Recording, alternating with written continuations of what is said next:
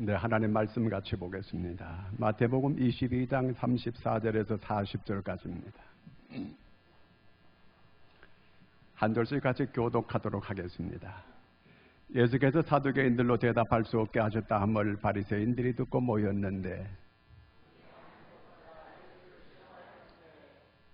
선생님, 율법 중에서 어느 계명이 크니까?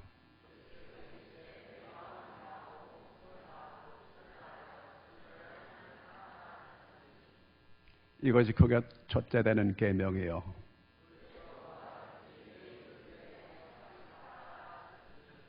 함께 읽습니다. 온 율법과 선지자의 강령이니라. 아멘. 할렐루야. 따라하겠습니다. 나는 굳게 서리라.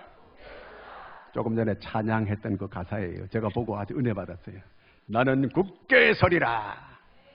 네, 어떻게 하면 굳게 설 것인가 하는 오늘 말씀 잘 들으면 될 줄로 믿습니다. 지금 이스라엘이 아니고 이란하고 어디하고 지금 사이가 안 좋아요. 미국하고 안 좋아요. 왜 그래 안 좋아요? 그 솔레이만이라고 하는 그 사령관을 미국에서 그 차 타고 가는 폭파시켜가지고 그 사령관이 죽었어요. 그래서 아주 이란이 일어났어요. 우리도 보복하리라. 자, 아주 관계가 이렇게 서로 안 좋아지게 됐어요. 자, 안 좋아지게 되니까 우리까지 이렇게 영향을 받아요. 우리도 호르무즈 해협에 지금 이게 군대를 파송해야 되느냐 말아야 되느냐 이런 아주 딜레마에 빠지게 됐고요. 서로 관계가 안 좋아지게 되니까 아주 복잡해지게 됐어요. 미국하고 이란과의 문제가 아니고 우리도 여기 다 연관이 되어져 있어요. 이름으로 인해가지고 기름값이 벌써 많이 올라갔더라고 보니까요. 금방 영향이 미쳐지게 돼 있어요. 우리하고 일본하고 관계가 안 좋으니까 일본이 경제적으로 우리를 보복하잖아요. 그 어려움을 겪게 되잖아요.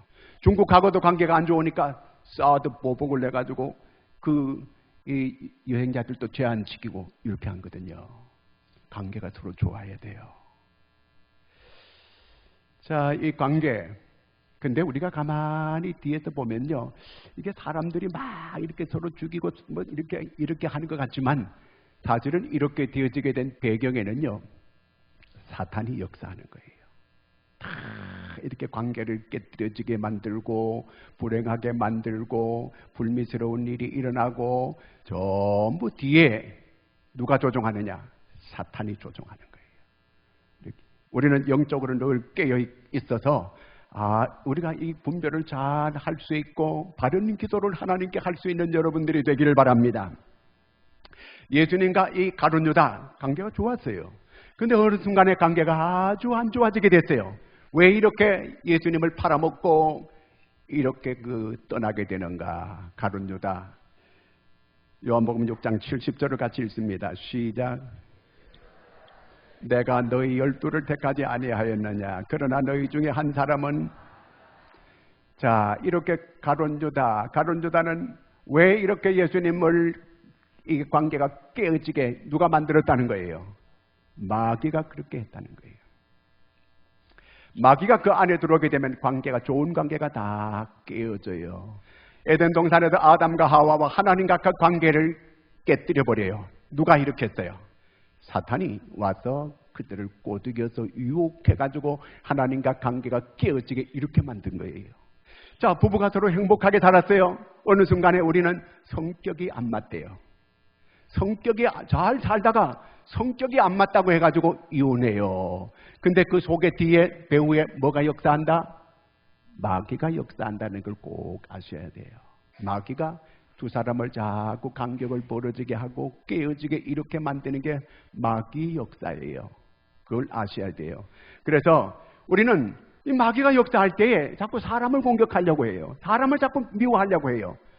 그거 잘못된 거예요. 마귀를 미워해야 돼요. 마귀가 그렇게 만드는 거예요. 마귀를 공격해야 돼요. 그런데 반대로 사람을 공격하려고 해요. 본질도 잘못 찾았어요. 사람을 공격하면 안 되고 우리는 마귀를 마귀를 물리쳐야 돼요. 마귀를 물리치고 나면 마귀가 떠나고 나면은 사탄이 떠나고 나면은요 금방 관계가 좋은 관계가 회복되는 역사가 오게 되는 거예요. 아멘입니까? 그렇게 꼭 할 수 있기를 바랍니다. 사람과 관계는 우리가 이걸 잘 풀 수 있어야 돼요. 모든 관계를 나를 어렵게 하는 이 관계 모두 이게 마귀가 하는 거예요. 반대로 성령은 우리를 화목케 하는 영이에요. 하나 되게 하는 영이에요. 성령은 우리를 다 화목하게 하고 하나 되게 만들고 이렇게 하는 거예요. 반대로 우리를 어렵게 만들고 힘들게 만들고 우리를 불행하게 만들고 우리의 관계를 깨뜨리고 이런 모든 것은 국제적이든 국가적이든 개인적이든 가정이든 전부 사탄의 역사이돼요. 그걸 꼭 알고 예수님의 권세로 여러분 기도할 수 있습니다. 기도로 사탄을 물리쳐서 모든 회복되는 역사가 있기를 축원합니다. 로마서 12장 18절에 있습니다. 할 수 있거든 너희로서는 모든 사람과 더불어 화목하라. 화목해야 돼요. 왜냐하면 우리는 그리스도가 함께하는 사람들이에요. 성령이 함께하는 사람, 그러므로 우리는 화목해야 돼요. 그런데 이 마귀한테 붙들려 가지고 서로 이렇게 미워하게 되고 정죄하게 되고 비판하게 되고 판단하게 되고 이게 전부 마귀 역사예요. 그러므로 우리는 요셉과 같이 해야 돼요. 자기 형들이 자기를 팔려고 했어요. 팔았어요. 죽이려고 하다가 팔았어요. 남의 나라의 종으로 팔려가가지고 가정고생을 다하는 이 요셉, 어떻게 형들이라고 할 수 있겠어요? 그런데 나중에 그 요셉은 그 형들을 다 용서해줘요. 그럴 뿐만 아니라 그들을 다 도와줘요. 이게 바로 그리스도인의 모습인 줄로 믿기를 바랍니다. 그리스도인들은 이렇게 해야 된다는 거예요. 자, 그러면 모든 관계 중에서 우리에게 가장 중요한 관계는 하나님과 우리와의 관계예요. 이 관계가 바르게 잘 되어져야 돼요. 이 관계가 바르게 잘 안 되게 되면 모든 게 다 어렵게 되어져 가요. 그러므로 오늘 지금 너와 나와의 문제, 그 다음에 물질의 문제, 환경의 문제, 자녀의 문제, 모든 문제는 여기서부터 비롯되는 거예요. 하나님과 이 관계가 바르게 안 되기 때문에 모든 문제가 지금 삐그덕거리고 제대로 안 돌아가고 있는 거예요. 하나님과 우리와 관계는 절대적인 관계예요. 자, 주님께서 우리한테 어떤 관계인가를 분명히 말해주고 있습니다. 요한복음 10장 11절입니다. 선한 목자는 양들을 위하여 목숨을 버리거니와 선한 목자의 주님은요. 우리는 뭐예요? 양이에요. 양과 목자라 그런 얘기예요. 양은 목자를 떠나면 살 수 있을까요? 못 살까요? 못 살아요. 양은 자구책이라고 하는 게 아무도 없어요. 보호색도 없어요. 양은 목자를 떠나면 죽은 목숨이나 마찬가지예요. 다시 말하면 하나님과 우리와 관계는 주님은 목자고 우리는 양이라는 거예요. 양은 목자를 잃게 되면 죽어요. 생명적인 관계예요. 목자를 떠나게 되면 양은 죽은 목숨이나 마찬가지예요. 절대적인 관계라 그 말이 생명적인 관계라 그 말이에요. 뗄래야 뗄 수 없는 관계예요. 우리는 주를 떠나서 살 수 없어요. 주를 떠나면 죽은 거나 마찬가지예요. 목자를 잃게 되면 금방 싸나운 짐승이 와가지고 양을 잡아먹어요. 마찬가지예요. 우리가 주를 떠나게 되면 금방 마귀의 밥이 되는 거예요. 마귀의 종로로 타는 사람이 되어버리고 말아요. 그 다음에 요한복음 15장 5절입니다. 주님과 우리와 관계가 어떤 관계인가? 시작. 나는 포도나무여 너희는 가지라. 그가 내 안에 내가 그 안에 가면 사람의 열매를 많이 맺나니 나를 떠나서는 너희가 아무것도 할 수 없습니다. 주님은 포도나무고 우리는 뭐래요? 가지래요. 자, 가지가 지 혼자 달랐다고 가지가 지 혼자 독립하겠다고 나가면은 가지가 살 수 있어요? 못 살아요? 못 살아요. 가지는 나무에 꼭 붙어 있어야 돼요. 그래야 거기서 영양을 공급받고 수분을 공급받고 거기서 꽃도 피우고 잎도 피우고 열매도 맺고 풍성하게 될 수 있고 다 그렇게 될 수 있는 거예요. 주님은 포도나무예요. 우리는 가지예요. 그 주님께 꼭 붙어 있어야 돼요. 그래야 영양을 공급받아서 꽃을 피우고 열매를 맺고 풍요롭게 할 수 있고 다 그렇게 할 수 있는 거예요. 주님과 우리와 관계가 그런 관계다. 그예요. 나를 떠나면 너희가 아무것도 할 수 없음이라. 가룟 유다가 주님을 떠나가지고 은 30에 팔아서 예수님을 팔아가지고 자기가 그것으로 미천 삼아서 이렇게 잘 살 수 있을 것이라고 생각했지만 그는 한 푼 써보지도 못하고 배가 터져가지고 창자가 나오고 비참하게 이렇게 죽고 말았어요. 주님을 떠나서는 살 수 없어요. 우리는 하나님의 자녀들이에요. 사람은 누구를 가까이 하느냐 굉장히 중요해요. 롯이 삼촌인 아브라함을 가까이 할 때 그는 큰 은혜를 받고 복을 받는 사람이 되었어요. 아브라함을 멀리 떠나가지고 그는 망하는 삶을 살게 됐어요. 여러분, 우리가 하나님을 가까이 하고 산다고 하는 게 얼마나 중요한지 하나님의 자녀예요. 다윗이 그는 하나님 중심으로 오직 하나님만 바라보고 하나님을 가까이 하고 그렇게 살았어요. 그가 뭐 하는 사람이었어요? 목동이었어요. 양똥에 날마다 뒹굴리면서 이렇게 지내던 그런 보잘것없는 천한 사람이었어요. 그런데 그는 오로지 하나님과 자기와 관계를 바르게 잘 맺는 이런 일을 하고 살아왔어요. 그런데 그게 성공적인 삶을 살았던 거예요. 하나님께서 그를 높여주시고 사울과 온 나라가 다윗을 잡아 죽이려고 했지만 하나님이 그를 지켜주셨습니다. 그리고 그를 이스라엘의 성군이 되게 만들고 세상에 없는 복을 이 다윗이 다 누릴 수 있게끔 이렇게 만들어 주셨습니다. 금년 여러분 어디에다가 표대를 삼고 살아갈 것입니까? 하나님과 관계를 바르게 이 관계를 수직적인 이 관계를 바르게 잘 할 수 있는 여러분들이 되기를 바랍니다. 다윗이 그렇게 살았어요. 그러니까 구약의 모든 삶의 기준을 다윗에게 맞추라. 다윗이 기준이다. 캐논이다. 여러분 오늘 누구를 가까이 하고 살아야 되겠습니까? 하나님을 가까이 하고 사시는 거예요. 시편 73편 28절 같이 읽습니다. 하나님께 가까이 하라. 내게 복이라. 내가 주 여호와를 나의 피난처로 삼아 주의 모든 행적을 전파하리이다. 하나님을 가까이 하는 게 이게 복이에요. 하나님하고 친밀하고 하나님과 사귀는 사람들이 그리스도인이에요. 하나님과 친밀해야 돼요. 하나님과 가까워야 돼요. 그럴 때 내 위상이 높아지는 거예요. 내가 누구를 가까이 하냐 그 사람 위상이 높아지게 되는 거예요. 제가 대통령하고 가까이 한다고 한다면 지금쯤은 내한테 줄 때는 사람이 많이 있을 거예요. 어떻게 공천 한 장만 어떻게 좀 할 수 없겠느냐고 이렇게 하면 기다려. 그런데 나는 대통령하고 아무 관계 없습니다. 여러분 대통령 관계는 없지만 저는 하나님하고 아주 가까운 사람이에요. 그렇게 안 보이세요? 저는 하나님하고 아주 가까워요. 저는 하나님하고 아주 친밀합니다. 매일매일 순간순간마다 하나님하고 교제합니다. 저는 하나님과 너무너무 가까워요. 언제든지 아버지 그러면 오냐 이렇게 대답하시는 거예요. 너무 가까운 관계에 있어요. 그래서 언제나 비밀적으로도 하나님께 얘기해요. 방언으로도 막 말하고 우리말로도 하나님과 이렇게 소통하고 하나님하고 하루 종일 소통하고 지내는 것입니다. 하나님하고 가까이 하게 되면 하나님은 세계 모든 민족 위에 뛰어나게 이렇게 만들어준다고 약속해 주셨습니다. 하나님하고 가까이 할 때는 양똥 가운데 굴르던 사람도 하나님께서 그를 세계 모든 민족 위에 뛰어난 이런 다윗으로 만들어 주었습니다. 오늘 하나님하고 가까이 하게 될 때 하나님은 그의 위상을 높여주고 높은 곳으로 다니게 만들어주는 거예요.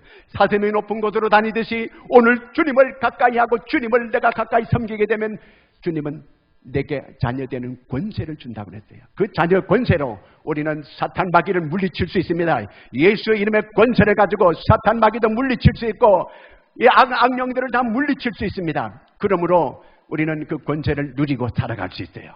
마귀들이 겁내는 거예요. 주님을 가까이 하게 될 때 이렇게 위상을 다 하나님께서 높여주는 거예요. 세계 일찍이 하나님을 섬기는 그런 민족, 그런 나라, 하나님께서 세계 모두가 다 이렇게 존경받는 나라, 잘 사는 나라 다 만들어 주었습니다. 아멘입니까? 그런 가문 하나님께 다 높여주는 거예요. 우리가 어디다 포커스를 맞추고 대회를 살아갈 것입니까? 신사임당님에게 이 표대를 맞추고 살아갈 거예요. 세종대왕님에게 거기 가까이 해가지고 거기다 표대를 맞추고 살아갈 거예요. 그런다고 그분들이 오는 거 아니에요. 주님을 가까이 하고 주님과 관계를 바르게 하고 살 수 있는, 주님과 친밀한 관계를 유지하고 살 수 있는 여러분들이 되기를 축원합니다. 그럴 때 모든 게 더해지는 이런 역사가 있게 되는 것입니다. 주님과의 관계, 이거는 수직적인 관계거든요. 이게요. 이 관계를 잘해야 돼요. 어떻게 하면 이 관계를 주님께서 아주 샘플로 우리한테 보여주는 것이 있어요. 다니엘서 4장 35절 있습니다. 땅의 모든 사람들을 없는 것 같이 여기시며 하늘의 군대에게든지 땅의 사람에게든지 그는 자기 뜻대로 행하시나니 그의 손을 금하든지 혹시 이르기를 내가 무엇을 하느냐고 할 자가 아무도 없도다. 여러분, 하나님은 하나님의 뜻대로 하는 거예요. 절대적인 하나님이에요. 하나님은 하나님의 뜻대로 다 하는 거예요. 우주 만물을 다스리는 거 하나님 마음대로예요. 생사화복을 주관하는 거 하나님 마음대로예요. 역사를 주관하는 분도 하나님이에요. 그 하나님이 아브라함을 부르는 거예요. 창세기 12장 1절에서 3절까지 읽겠습니다. 시작. 여호와께서 아브라함에게 이르시되 너는 너의 고향과 친척과 아버지의 집을 떠나 내가 내게 보여줄 땅으로 가라. 내가 너로 큰 민족을 이루고 내게 복을 주어 내 이름을 창대하게 하리니 너는 복이 될지라. 너를 축복하는 자에게는 내가 복을 내리고 너를 저주하는 자에게는 내가 저주하리니 땅의 모든 족속이 너로 말미암아 복을 얻을 것이라 하신지라. 어떻게 하면 하나님과 관계를 잘 이렇게 맺어가지고 살아갈 수 있을 것인가 하는 걸 아브라함에게 가르쳐주는 거예요. 너의 본토 친척 아비 집을 다 떠나고 하나님과 관계를 바르게 하라. 지금까지는 본토 친척 아비 집 여기에 이렇게 이 구조를 세우고 거기에 친밀하게 하고 이렇게 지금까지는 내가 살아왔지만 하나님은 절대적인 주권을 가지고 있어서 명령하는 거예요. 다 그런 거 떠나라는 거예요. 자, 창세기 12장 4, 5절 읽습니다. 이에 아브라함이 여호와의 말씀을 따라갔고 롯도 그와 함께 갔으며 아브라함이 하란을 떠날 때 75세였더라. 아브라함이 그의 아내 사레와 조카 롯과 하란에서 모은 모든 소유와 얻은 사람들을 이끌고 가나안 땅으로 가려고 떠나서 마침내 가나안 땅에 들어갔더라. 하나님의 말씀을 순종했어요. 그렇지만 온전하게 순종한 건 아니에요. 보니까 조카도 데려가고 그 다음에 모든 소유를 다 가져가는 거예요. 그 다음에 거기 있는 사람을 다 데려가는 거예요. 분명히 하나님께서는 본토, 친척, 아비 집을 다 떠나라 그랬는데 하나님만 섬기고 살 수가 없어요. 세상도 같이 섬겨야 됩니다. 그리고 잔뜩 다 데리고 가는 거예요. 그때 하나님께서 어떻게 하느냐면 창세기 12장 10절입니다. 그 땅에 기근이 들었으므로 아브라함이 애굽에 거류하려고 거리로 내려갔더니 이는 그 땅에 기근이 심하였습니다. 큰 기근이 오게 해서 가뭄이 오게 해서 먹고 살 수 없게 만들었어요. 가져왔던 거 다 재산도 없어졌어요. 그리고 또한 거기 종들도 사람들 다 데려왔던 사람들 다 떠나고 말았어요. 이제는 아무것도 없어요. 그런데 롯은 아직 안 떠나고 있어요. 자, 이렇게 되니까 이 아브라함이 마누라를 의지하는 거예요. 아니, 하나님을 의지해야 될 사람이 마누라를 자꾸 의지해요. 그러면서 애굽에 가가지고도 자기가 또 마누라 또 한 때문에 죽을까봐 나보고 오빠라 그래, 오빠. 하나님을 의지해야 되는데 마누라를 의지했어요. 그러니까 바로가 마누라 빼앗아갔어요. 마누라 빼앗긴 아브라함, 그때서야 하나님께 회개해요. 오, 하나님을 의지하지 않고 내가 마누라를 의지하고 지금까지 내가 하나님을 온전히 떠나지 못했고 하나님과 관계를 바르게 하지 못했던 걸 회개했어요. 그랬더니 하나님께서 마누라 다시 찾게 해주었어요. 마누라 잃거든 회개해야 돼.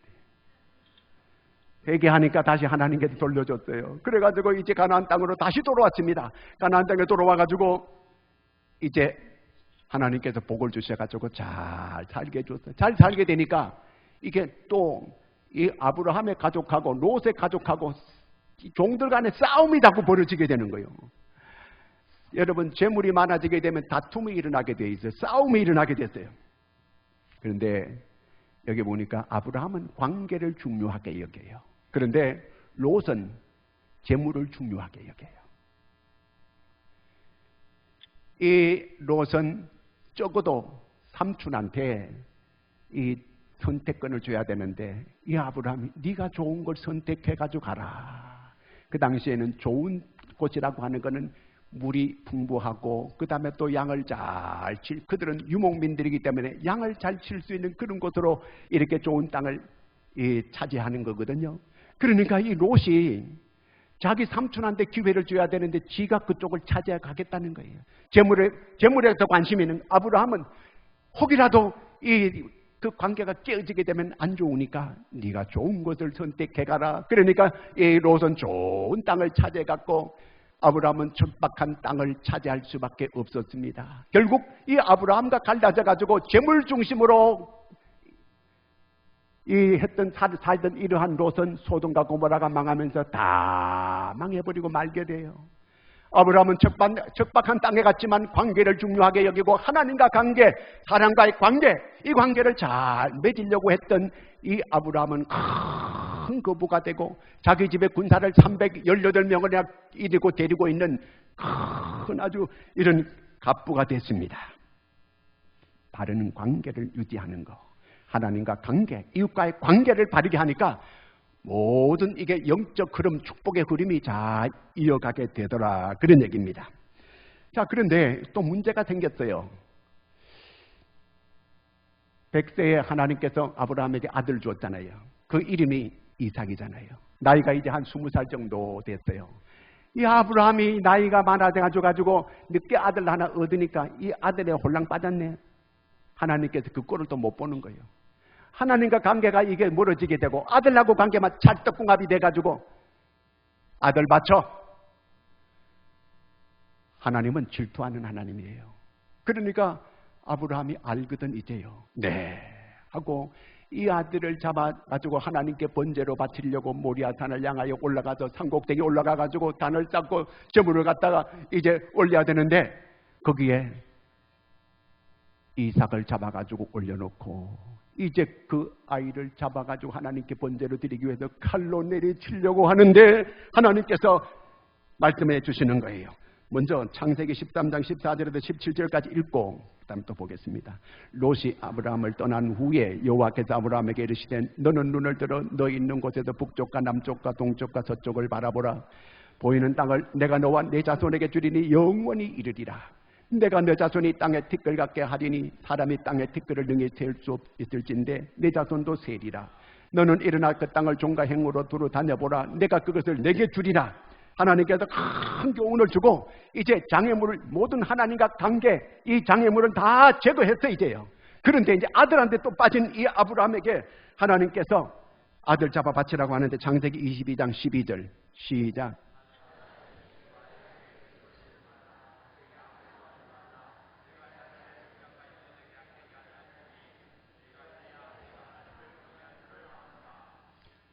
아들을 잡아서 하나님께 바치려고 하니까 아브라함아 이제야 네가 나를 경외하는 줄 알았노라. 하나님하고 관계가 바르게 이 하나님과 관계가 무너지지 않았다는 걸 하나님께서 인정해 준 거예요. 여러분 우리에게는 위로부터 하나님의 은혜가 늘 흐르게 되어 있습니다. 하나님의 놀라운 하나님의 자녀들에게는 이런 은혜와 복이 흐르게 되어 있어요. 그런데 만약에 지금 내게 잘 흐르지 않고 막혔다고 한다면 하나님께 문제가 있는 게 아니고 내게 문제가 있는 거예요. 하나님과 나 사이의 장애물이 뭘까? 내가 우선하는 게 하나님일까 아니면 물질일까? 하나님과 관계를 가로막고 있는 게 있어요. 그걸 제거해야 돼요. 하나님과 관계가 우선이에요. 모든 관계 중에 최고의 관계, 이 관계를 유지해야 돼요. 이렇게 하나님께서 이 아브라함이 하나님과 관계를 바르게 하게 되니까 하나님께서 어떤 약속을 해주느냐면 22장 15절에서 18절까지 읽습니다. 여호와의 사자가 하늘에서부터 두 번째 아브라함을 불러 이르시되 여호와께서 이르시기를 내가 나를 가리켜 맹세하노니 내가 이같이 행하여 내 아들 내 독자도 아끼지 아니하였는즉 내가 내게 큰 복을 주고 내 씨가 크게 번성하여 하늘의 별과 같고 바닷가의 모래와 같게 하리니 내 씨가 그 대적의 성문을 차지하리라. 내 또 내 씨로 말미암아 천하 만민이 복을 받으리니 이는 내가 나의 말을 준행하였음이니라 하셨다 하니라. 하나님하고 관계가 바르게 안 됐을 때는 여러 가지 이렇게 어려움이 계속됐어요. 하나님과 관계가 바르게 딱 되고 나니까 하나님이 어마어마한 약속을 이 아브라함한테 해주는 거예요. 여러분 2020년도 무엇을 바르게 지금 세우려고 애를 쓰고 있습니까? 하나님과 관계를 복음만 잘하면 모든 게 열리고 뚫리고 풀리는 역사가 일어나는 줄로 믿기를 바랍니다. 그러면 어떻게 하면 하나님과 관계를 잘 유지할 수 있을까? 22장 38절 마태복음 22장 38절 한 절 더 넘겨요. 38절 시작. 못하네요. 자, 첫째가 무슨 계명이에요? 첫째 계명을 지키라는 거예요. 어떻게 지켜요? 마음을 다하고 목숨을 다하고 뜻을 다해 주 너의 하나님을 사랑하라. 이것은 첫째 되는 계명이에요. 첫 계명을 지켜야 돼요. 첫 계명을 지키는 사람이 하나님과 관계를 바르게 하는 줄로 믿습니다. 하나님과 관계를 바르게 하는데 첫 계명은 원래 구약의 최고의 계명은 10계명이에요. 10계명을 4계명까지가 첫 계명이고 5계명에서부터 10계명까지가 제2계명 둘째 계명이에요. 첫째 계명을 지키라. 첫째 계명을 지키는 게 하나님과 관계를 바르게 하는 일이라는 거예요. 첫째 계명. 그런데 마태복음 19장에 보면은 한 부자 청년이 예수님께 와가지고 무엇을 하여야, 무슨 선한 일을 하여야 영생을 얻습니까? 물어요. 그랬더니 예수님께서 계명을 지키라 그래요. 그런 거 어려서부터 내가 다 지켰습니다. 그러면 됐다 이렇게 말하지 않고 예수님께서 네 가지고 있는 재산 다 팔아가지고 가난한 사람한테 다 나눠주고 그리고 난 다음에 나를 따르라 이렇게 말씀해요. 여러분 상당히 어려운 말이에요. 그렇죠? 모든 재산을 다 이렇게 팔아가지고 정리하고 그 다음에 나 따르라는 거예요. 아니 첫 계명을 지키라 그래 놓고는 다 팔아가지고 가난한 사람한테 주라는 거예요. 이 사람이 부자 청년이 하나님이냐 재물이냐 이것 가지고 계속 고민하다가 그는 재물을 선택하고 주님을 포기하고 주님과 관계를 깨뜨리고 떠나버리고 말아요. 참 불행한 사람이 됐습니다. 여러분이라면 만약에 오늘 이 부자 청년같이 재물이냐 하나님이냐 재물이냐 주님이냐 양당간의 결정을 내리라 그러면은 어떻게 하시겠습니까? 근심하면서 다 떠나가는 이 부자 청년의 입장에 서시겠습니까?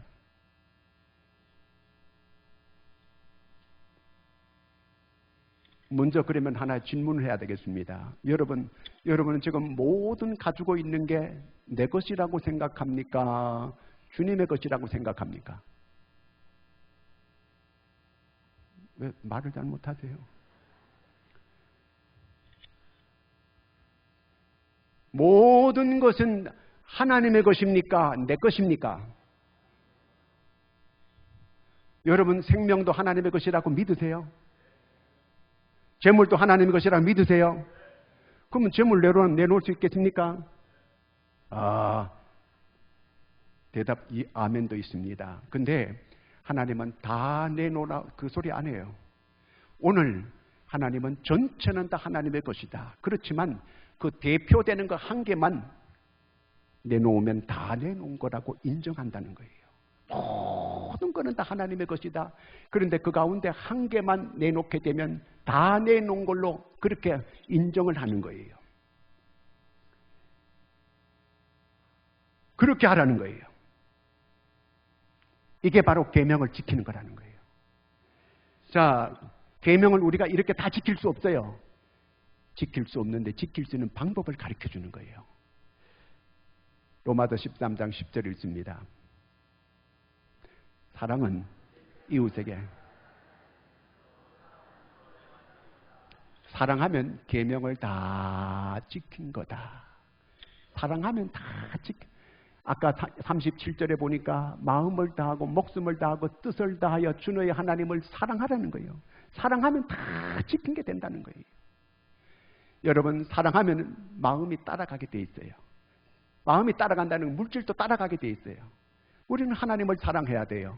하나님을 사랑하는 거 어떻게 하면 하나님을 사랑하는가? 요한복음 14장 21절을 같이 읽습니다. 나의 계명을 지키는 자라야 나를 사랑하는 자니 나를 사랑하는 자는 내 아버지께 사랑을 받을 것이요 나도 그를 사랑하여 그에게 나를 나타내리라. 하나님을 사랑하게 되면 계명을 지킨 거라는 거예요. 우리가 금년에 여러 가지 해야 될 일이 참 많이 있어요. 그러나 너무 복잡하게 생각하지 마세요. 정말 금년은 하나님과 내가 관계를 바르게 하리라. 하나님과 관계를 나는 바르게 하리라. 이 결단하고 하나님과 관계만 바르게 하면 정말 하나님을 사랑하고 내가 이웃을 내 몸처럼 사랑한다고 한다면 이 관계만 잘한다고 한다면 여러분 2020년은 금년은 반드시 그 사람은 성공적인 삶을 살게 되는 것을 믿기를 바랍니다. 그 다음에 두 번째는 내 이웃을 내 몸처럼 사랑하라는 거예요. 내 이웃을 사랑하는 둘째 계명이에요. 둘째 계명은 그 10계명에 보면은 5계명이 뭐예요? 네? 살인하지 말라, 간음하지 말라, 도적질하지 말라, 내 이웃을 탐내지 말라, 거짓 증거하지 말라. 이거예요. 내 이웃을 내 몸처럼 사랑하라는 거예요. 사랑해야 돼요. 저는 이 말을 반대로, 만약에 하나님께서 날마다 살인해라 그러면 오늘 누구 죽일까? 오늘 어떤 누구를 죽일까? 얼마나 힘들겠어요. 날마다 도적질해라. 오늘은 앞집을 꼼칠까? 오늘 뒷집을 꼼칠까? 날마다 그렇게 살면 너무 힘들잖아요. 날마다 간음하고 살아라. 날마다 거짓말하고 살아라. 이거 얼마나 힘들어요. 사랑하고 살아라. 이거 여러분 사랑해보세요. 얼마나 마음이 행복해져요. 사랑하면 기뻐져요. 사랑하면은 자유함이 있어요. 사랑하게 되면은 감사가 넘치게 돼요. 사랑하게 되면은 보람이 있어요. 즐거워요. 하나님께서 우리를 즐겁게 해주기 위해서, 우리를 행복하게 하기 위해서 이웃을 사랑해라. 여러분, 원수까지도 사랑하게 되는 거, 내가 남을 원수를 하나 만들어 놔봐요. 본인이 먼저 힘들어요. 미국이 저렇게 그 솔레이만을 죽였다 그래가지고 그들은 편안할까요? 미국 사람 이제 함부로 제대로 못 다녀야 돼요. 그들도 불안한 거예요. 불안한 거예요. 교회에서 만약에 누가 여기서 안 좋은 사람 좀 이렇게 좀 불편한 사람이 있잖아요. 그렇죠? 여기 앉았으면 저 위에 앉았을 거야. 저 인간 저기 있네. 멀리 앉아요. 절대로 옆에 안 앉아요. 옆에 앉은 사람은 고마운 사람이요. 가까이, 저 사람은 가까이 하고 싶으니까 옆에 오는 거예요. 서로 마음에 안 들어봐요. 저기 있고 서로 말도 안 걸고 탁 이래가지고 이렇게 되는 거예요. 하나님께서 내 이웃을 내 몸처럼 사랑하라는 것은 나를 위해서 하는 말씀이에요.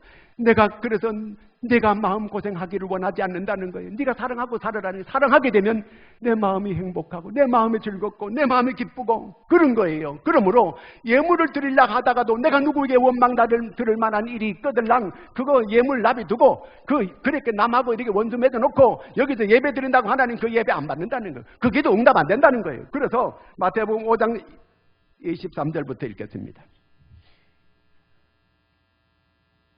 그러므로 예물을 제단에 드리려다가 거기서 내 형제에게 원망 들을 만한 일이 있는 것이 생각나거든 예물을 제단 앞에 두고 먼저 가서 형제와 화목하고 그 후에 와서 예물을 드리라. 그 후에 예물을, 그 예배 안 받는다는 얘기예요.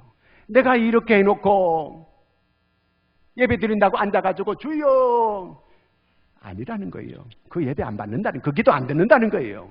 밤새도록 외쳐도 안 돼요. 먼저 화목해라. 먼저 화목하라는 거예요. 여러분, 내 이웃 중에 가장 교회 안에도 중요한 게 누구냐면요, 이 교회 안에서는 목회자와 관계를 정말 잘해야 돼요. 왜냐하면 영적인 하나님께서 주의 종을 통해서 이렇게 말씀이 흘러가고 모든 은혜를 이렇게 흘러가게 이렇게 만들어 놓았어요. 그런데 목회자를 갖다가 오해를 해가지고 마음을 딱 닫고 있으면 여기 천사의 말을 해도 절대로 귀에 안 들어옵니다. 은혜 안 됩니다.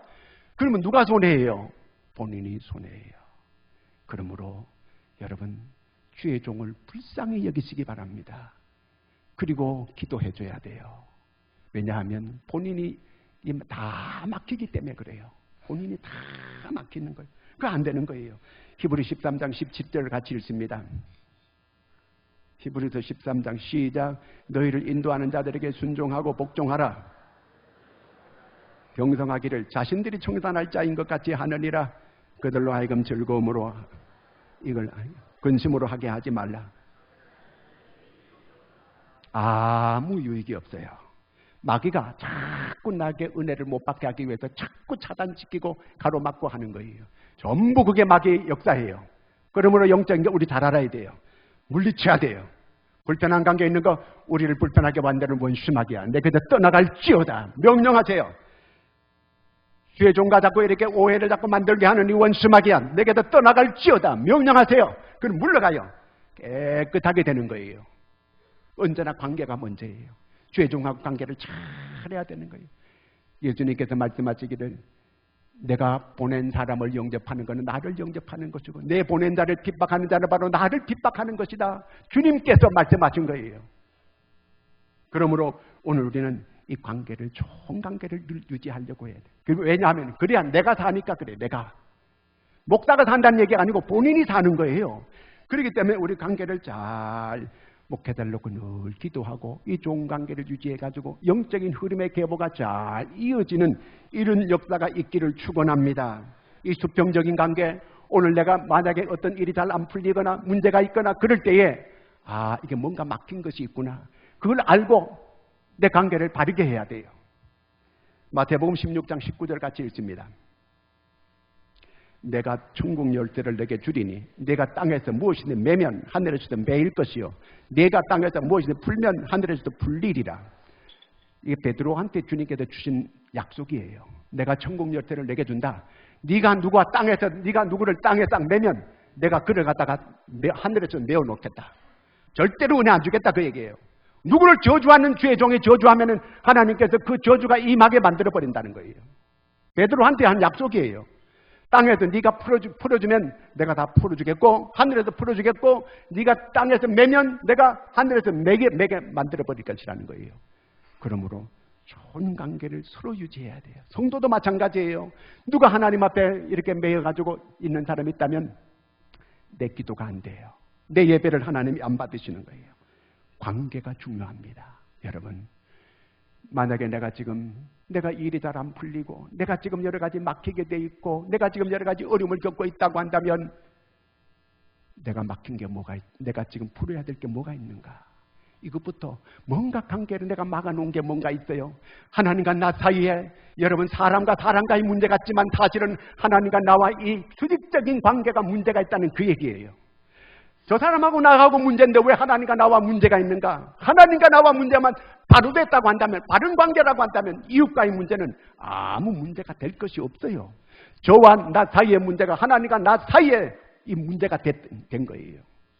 하나님과 나 사이의 이 문제만 수직적인 이 관계가 잘 되면 수평적인 관계도 잘 모두가 되어지게 되는 줄로 믿기를 바랍니다. 그러므로 금년에 우리가 다윗처럼 모든 초점을 하나님께 맞춰야 돼요. 하나님과 관계를 잘하면요, 모든 게 열리는 역사가 일어나고 뚫리는 역사가 일어나게 되고 풀리는 역사가 일어나는 줄을 믿기를 축원합니다. 기도하겠습니다. 하나님 아버지,